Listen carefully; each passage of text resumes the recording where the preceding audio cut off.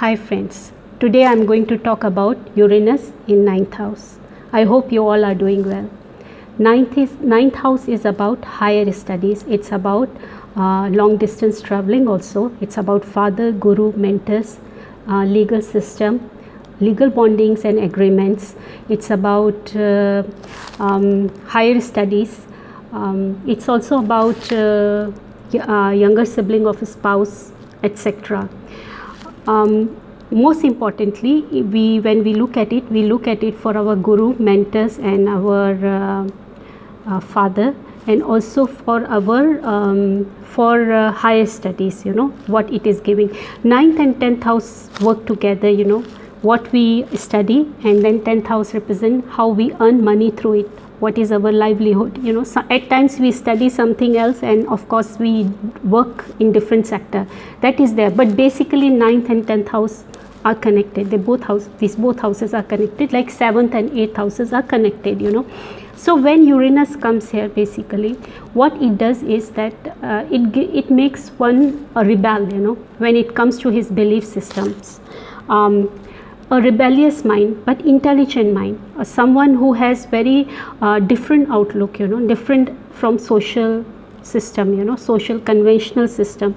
His belief system is different. It is not that he is not intelligent. That person could be very intelligent and he could be highly respected, but people may look at him because they may not understand his belief system, or they may look at him as someone weird, like Mr. Nikola Tesla. Now we all highly regard him, we all have high respect for him, but during his time people used to wonder that why he behaves in a certain way, because in his moon chart Uranus is in his 9th house.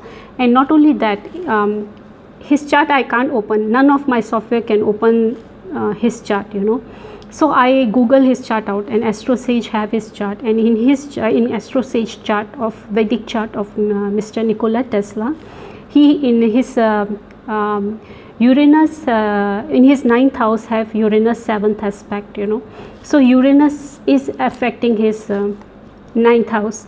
And Mr. Albert Einstein also, he's in his chart also Uranus 7th aspect is on his 9th house.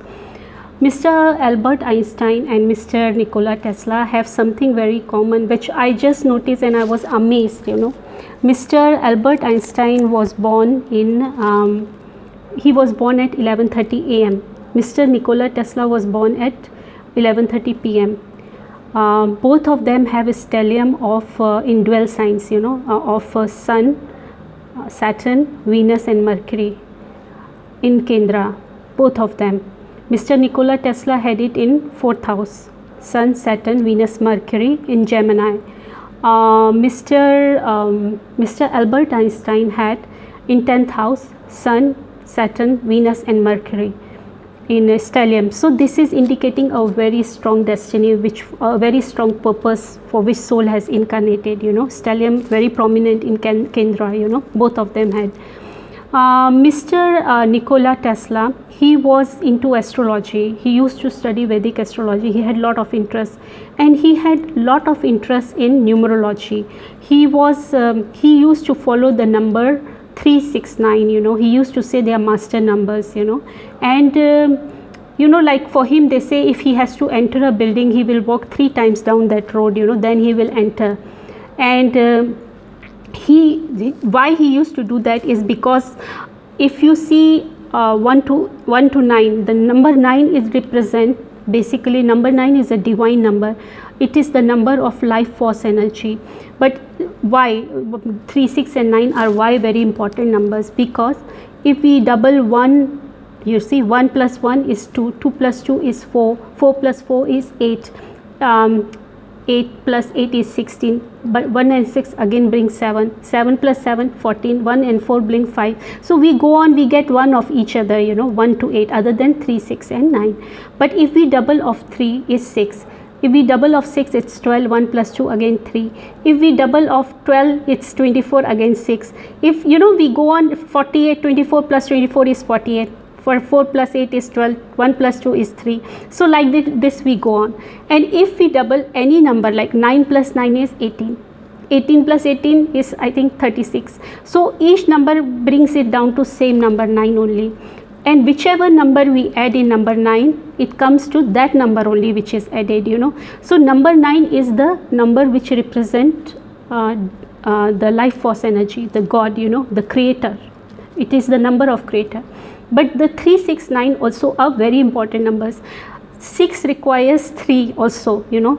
For without 6, without number 3, 6 cannot be there. 9 also requires 3 and 6. But number 3 in itself is complete, you know. It doesn't require 6 and 9, you know. So this is why 3 is also a very important number, you know. And 3 represent Jupiter, the gurus of the most powerful planet in our solar system, we say is Jupiter. Because it is about wisdom. Without wisdom there cannot be any creation, you know. We need wisdom most. It represents Vishnu, you know, the one, the operator, in generator, operator, destroyer. Among 3, the Trinity, the operator, the one who runs this universe is Vishnu, Jupiter. So Jupiter, the knowledge, wisdom, you know, it's most important. Then what is number 6? Number 6 is Venus, the Guru Shukracharya. Jupiter is the Guru of Devas. Shukracharya ji is the Guru of Asuras. In this universe, we need both. For this universe, to run this universe, we need both the energies, the good also, the bad also. To understand good, we need to understand bad. To understand bad, we must know what is good, you know. So this balance, you know, there is an equilibrium, there is a balance, you know. So this is one of the things. And then number 9 stands for Mars, you know. Mars is what? It is blood, it is fire, you know, it's strength, courage, valor. Even if there is wisdom, even if there is love for procreation, you know, there is passion, you still need strength, courage, energy, you know, valor to run the show, you know. So these, Mars is basically Shiva. Mars is basically same as Sun, you know, the life force energy. So number 9 is most powerful. Number 9 is everywhere in our universe. Number 9 is a divine number, you know. I'm talking about this because I may not get the chance to explain this, though this topic is about Uranus in 9th house. But why I'm telling is because it is related to 9th house, you know. What is 9th house? The 9th house is something which is the most powerful house, you know. It can give all or break all. If somebody have good 9th house, no problem can last long. That's why it is said, you know. So 9th house is a very powerful house in the chart, you know. Why 9th? It is the dharma sthan, you know. It is the sthan of not only guru, this is the life force energy, you know. So so basically if we see a yug, you know, the time frame, you know, like it is 25,000 I think 720 or 920 years, you know, something like 25,920 years. Yes, one yug is 25,920 years, you know. And what is this basically? These are 2 circles drawn together, you know, the sign of 8, you know, which represents Saturn. That is why this is called Kal, you know, Saturn is called Kal, Waqt, you know, time, you know. So that is the sign. If we put the 8 down, you know, lying way, it becomes the sign of infinite, you know. So basically, like each planet have a partner, you know.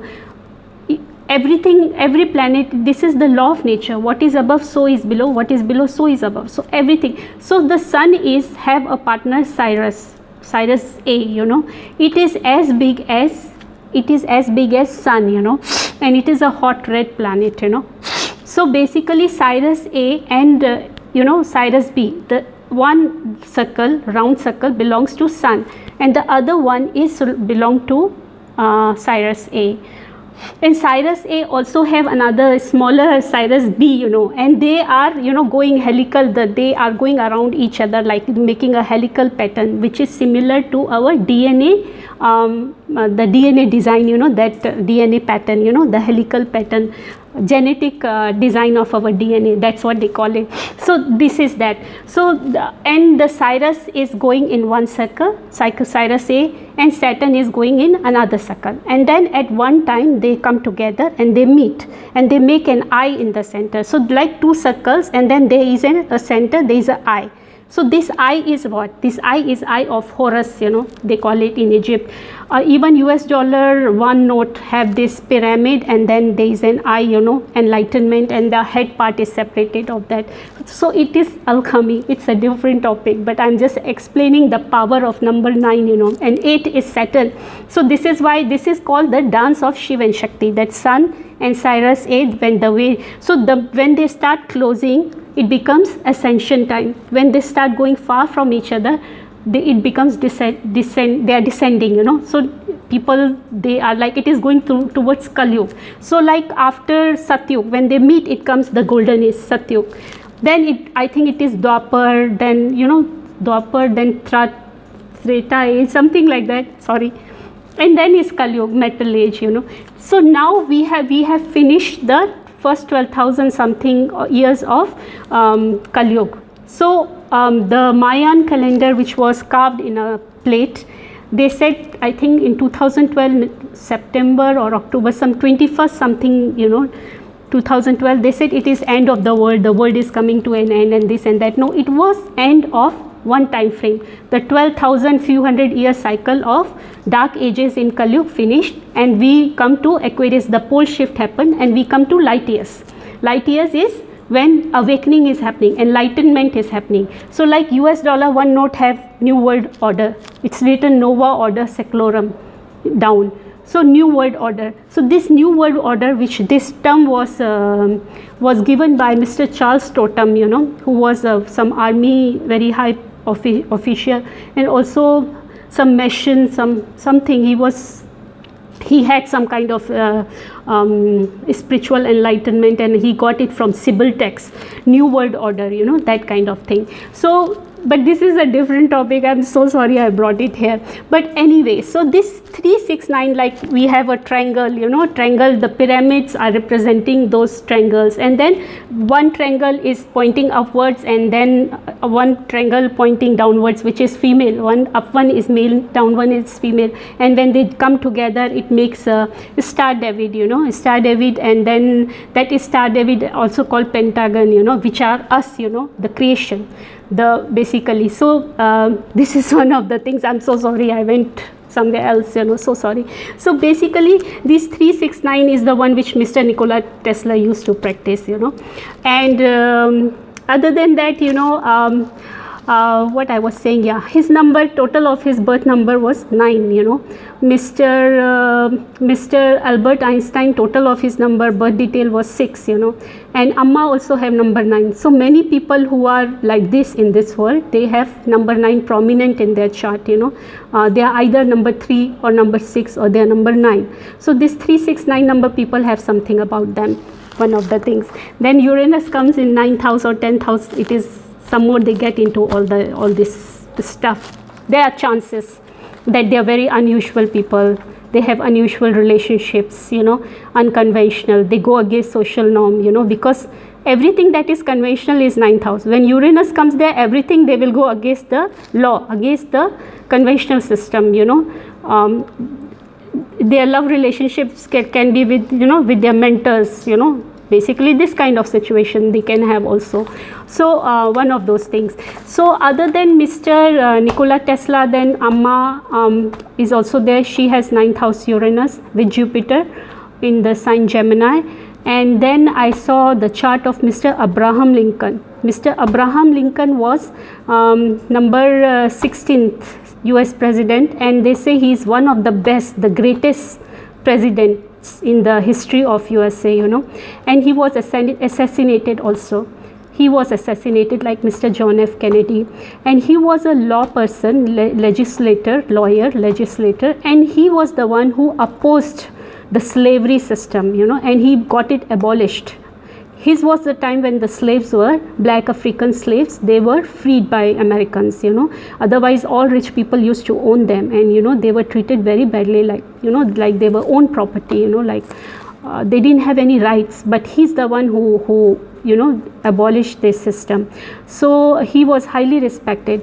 So he had Uranus with Mars and Rahu in 9th house, which make him unusual, unconventional person, but highly respected and very intelligent person. But I noticed when I saw the degrees of his Mars, Rahu and Uranus, according to the Persian fixed star studies, that his stars were indicating that this kind of situation can happen, that he can be cheated by his co-workers. He was assassinated by opposition party. So in politics we can say that he was assassinated by his co-workers or people who are in the same system, you know, who are working in the same department. So his Mars was at 4 degree 18 minutes in Chitra, you know, and it is Markheb, this constellation in Chitra, but in the Persian, when we study the degrees, according to degrees, it's Markheb, and it means voyages, educational work, broad knowledge, being fortunate, pious and charitable. He was all this, you know. Then his Rahu is in Swati at 14 degree 57 minutes, and that degree, the nakshatra for the Persian astrology, the constellation or the fixed star, is Algorab. It is about destructiveness, it's about suicide and injuries, you know, repulsiveness, you know, being unfortunate, and someone who have objections, you know. So when it comes to number 9, he has objections regarding social system, conventional system. He spoke against that, you know, like what is not right, you know. He was very vocal about his belief system, you know. And then his Uranus is making him what he was. The Uranus was also in Swati at 18 degree 28 minutes, you know, and at 18 degree 28 minutes in Persian fixed star astrology, according to that, it is Saginus. I think I'm not pronouncing it correctly, but the spelling is Seginus, Saginus. So it is about business, it's about law, it's about astrology, it's about loss through friends and co-workers.